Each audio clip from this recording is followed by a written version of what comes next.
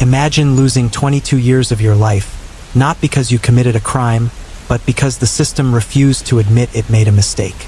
This is the story of Kalief Browder, a teenager from the Bronx who became a symbol of everything broken in America's justice system. It was May 15, 2010. 16-year-old Kalief Browder was walking home from a party with a friend when a police car suddenly stopped beside them. A man inside the car had just told officers that two black boys had stolen his backpack. Without any proof, without any evidence, police handcuffed Kalief right there on the street. Kalief was taken to the 48th precinct. He thought he'd be home by morning. After all, he hadn't done anything wrong. But instead, the system swallowed him whole. The police never found a backpack. There were no fingerprints, no witnesses, no evidence. Yet prosecutors charged him with robbery and grand larceny, crimes that could send him to prison for years. When Kalief said he was innocent, they offered him a deal.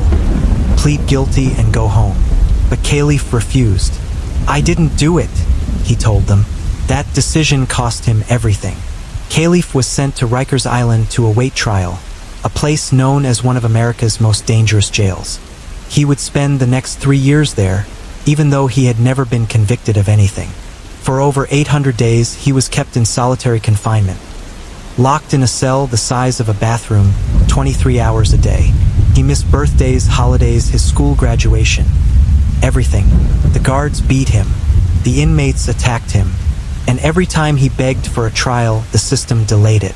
The prosecution kept saying they weren't ready. The court dates kept getting pushed back. Justice, once again, was postponed. After 3 long years, the case fell apart. The man who accused Kalief left the country, and prosecutors quietly dropped all charges. No apology, no explanation, no justice. Kalief Browder walked out of Rikers Island a free man, but he wasn't the same person anymore. He had lost his youth, his friends, and his mental health. He tried to return to school to rebuild his life, but the trauma never left. In 2015, at just 22 years old, Kalief Browder took his own life. Kalief's death sent shockwaves across the nation. His story forced America to confront the truth about pretrial detention, bail, and a system that punishes poverty more than guilt. Thousands of people just like him sit in jails every single day, not because they're guilty, but because they can't afford to prove their innocence. Kalief's courage inspired movements for reform. President Obama even mentioned his name when he called for changes to solitary confinement. But for Kalief, that justice came too late.